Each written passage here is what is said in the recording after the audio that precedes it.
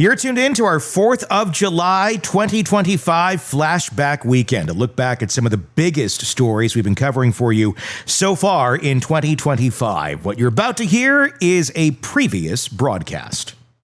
This is Hidden Killers with Tony Brueski.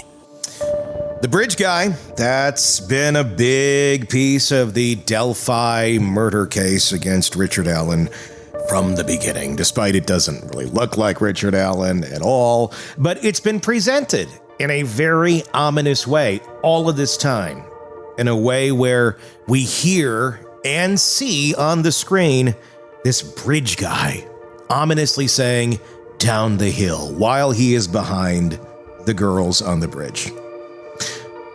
The reality is that never happened. He didn't say that ominously behind the girls as he was walking along the bridge. No, he actually said it in passing as the girls had already talked about wanting to go down the hill. This is a crazy, crazy video. Now we've seen it in its entirety. I know you saw it in court, Bob. They played the whole thing, correct, in court? They did. Okay, so that at least was there. But leading up to this, all we saw was this 6-second edited version that was played over and over and over. And they said, this is the bridge guy's the killer. I got questions about how we even came to that conclusion, too. Before we dive into it, let's play the bridge guy video in its entirety, and then we will discuss. We're going to put it down over here to a full screen, and let's watch it. Here we go. And listen.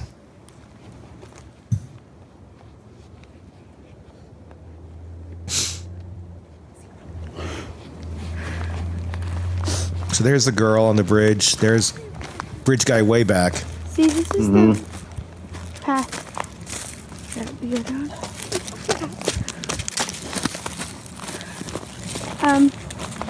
There's no path going there, so we have to go down here.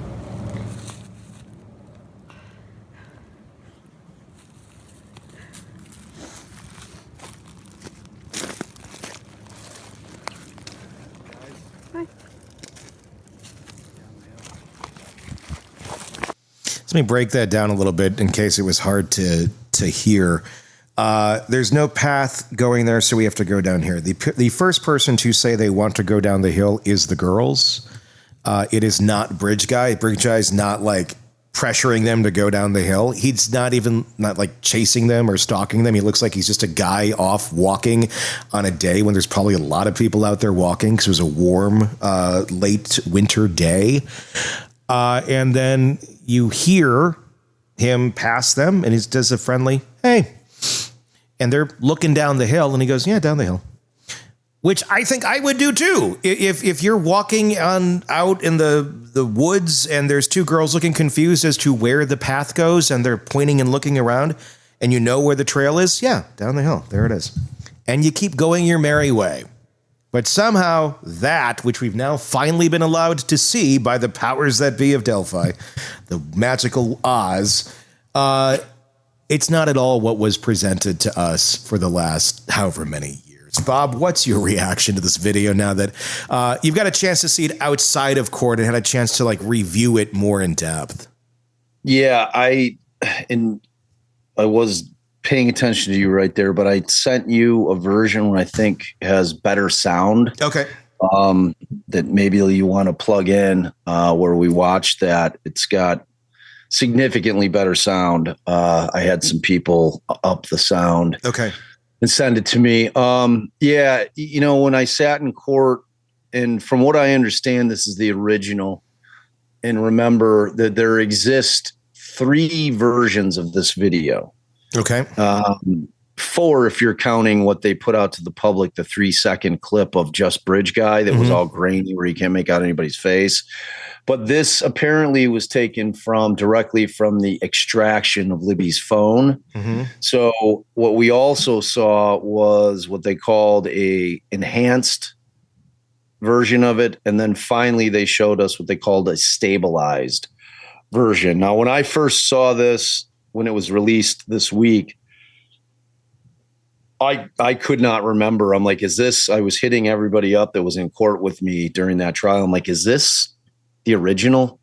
Because when I watched the original in court, And I have all kinds of people saying, Bob said he couldn't see the bridge guy. And when you're looking at something that you've been waiting to see for 7 years in a court from 50 feet away on a 55-inch screen, and you're trying to soak in everything, like when you look at the beginning of that video, where now when you can watch it over and over, you can see that he's behind her, but she's kind of shielding his body initially until there's like Libby pulls back a little bit, and then you can see how far he is behind her. Mm-hmm. Like, I didn't see the dude initially. So then I'm kind of like, you're trying to take it all in, and you're like, wow, and then when I finally do see him, I thought he looked to be 10 yards back, maybe 30 feet behind her. And, when I saw that now in full display, I still think he's probably about 10 yards behind her. Yeah. And, then you're trying to figure out the concept of this picture that was floating around out on social media is another snap picture, the one with Abby alone out on the bridge, okay, walking towards, if you're facing Abby, towards the right side of the tracks, kind of looking down, which you'd have to be to cross those railroad ties, and you don't see anybody behind her. No. The whole way. Do you know what picture I'm talking about? I think so. I think I know. Yeah, what you're like about. just if you Google it right now, you can find it while I'm talking, and you can throw it up. It's like Abby on Monon High Bridge alone. So at trial, we learned that they could not find that particular picture anywhere in the Snapchat cache of Libby's phone. They couldn't find it anywhere on the extraction. That was somehow found on the internet, but we don't know who posted that picture.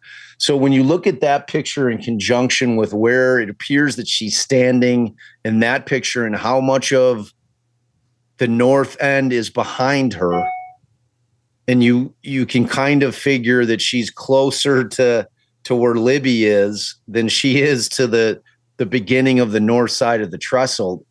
So she's not too far from where Libby starts taking the video. Yeah. And then you have to try to figure out, well, where the hell does this guy come? This is not the type of bridge that you can run across. No. It's a railroad, an old defunct railroad trestle. So it's literally railroad tracks where you have between a 14 and 16-inch gap between railroad ties. Okay, so like you have to vary it. And on top of that, half of these ties are completely deteriorating. Some of them are missing completely. So this is a very treacherous, terrifying walk across this bridge. No one is jogging across it. No one. So it then leads you to the place, well, where is this guy? It appears that there it is. Yeah. Okay. And yeah, there's no bridge guy on that shot.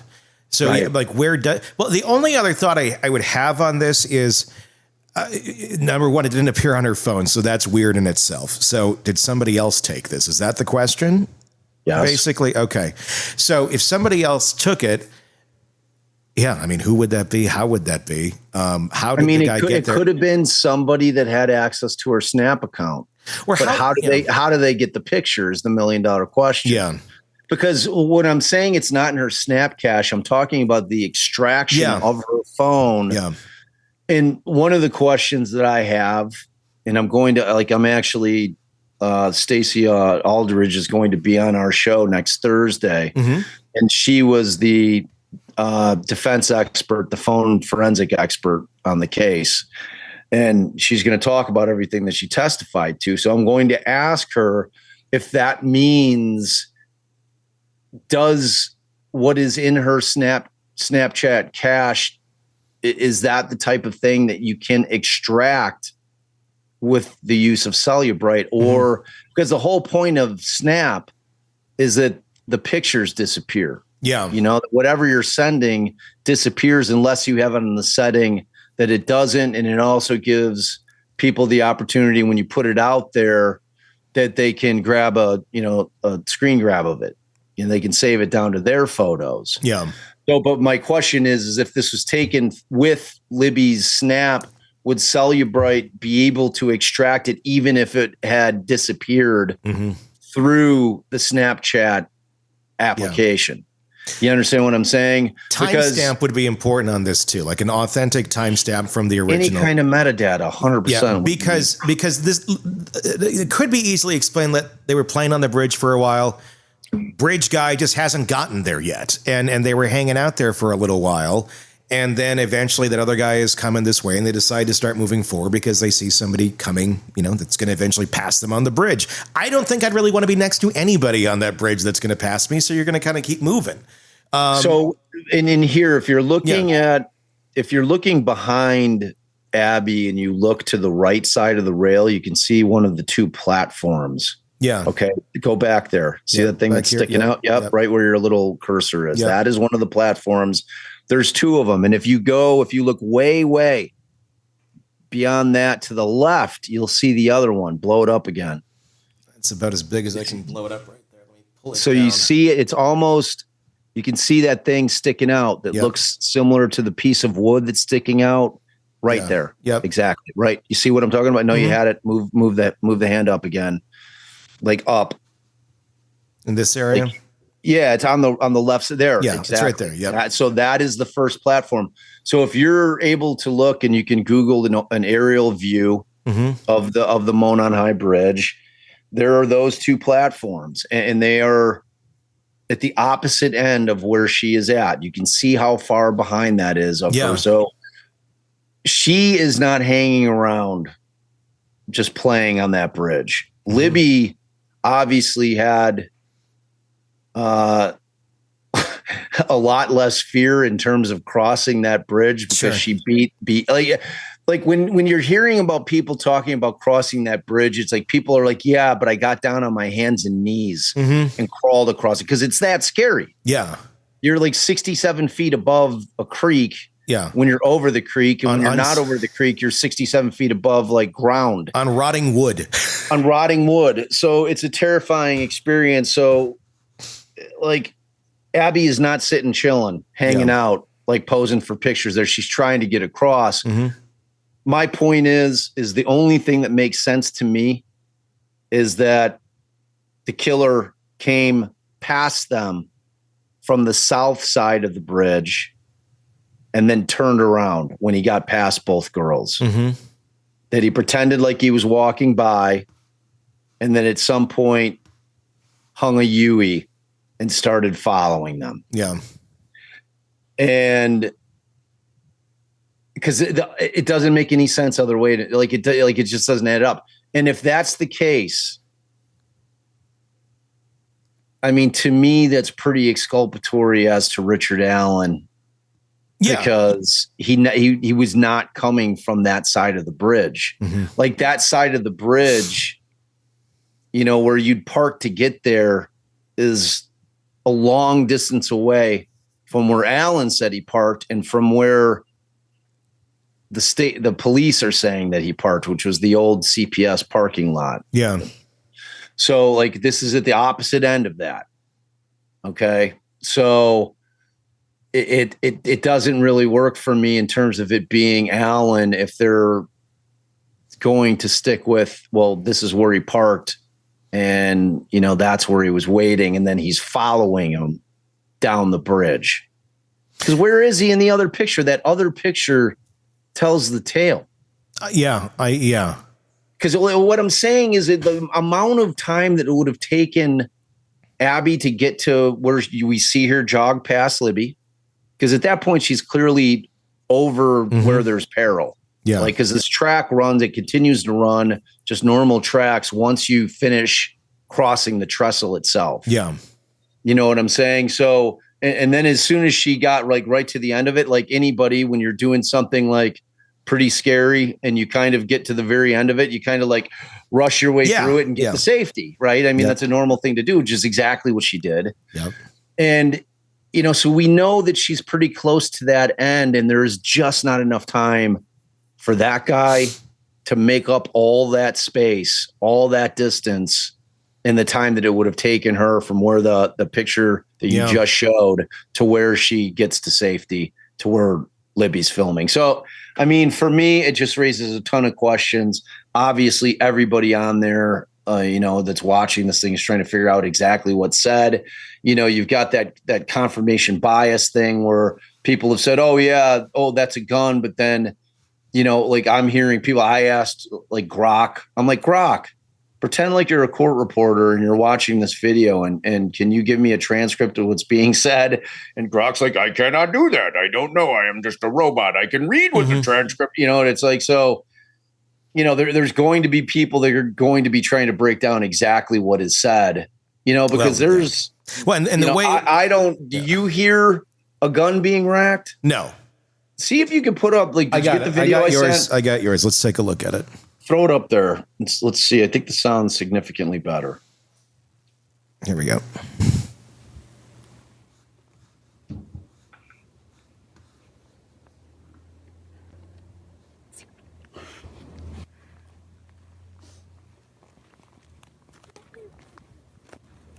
See, this is the path. The other house.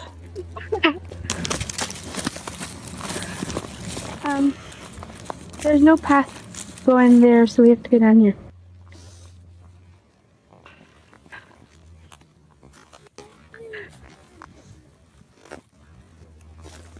See, this is the Guys. path. The unreal. The other house.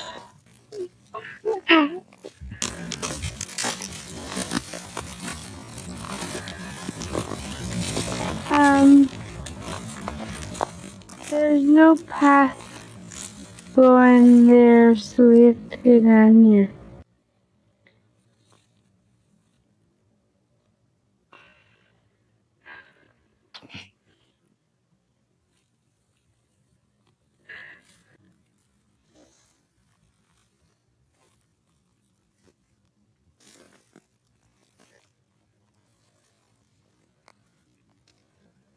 Guys. Bye. The unreal. So that video, it looks like it repeats, right? It's not just Right. That, like, I think I think my buddy made it like repeat 2 times. So it's a 43-second video total. Yeah. And like I don't hear a gun rack at all. No. Want more on this case and others? Then press subscribe now and don't miss a moment of true crime coverage from Tony Brueski and the Hidden Killers podcast.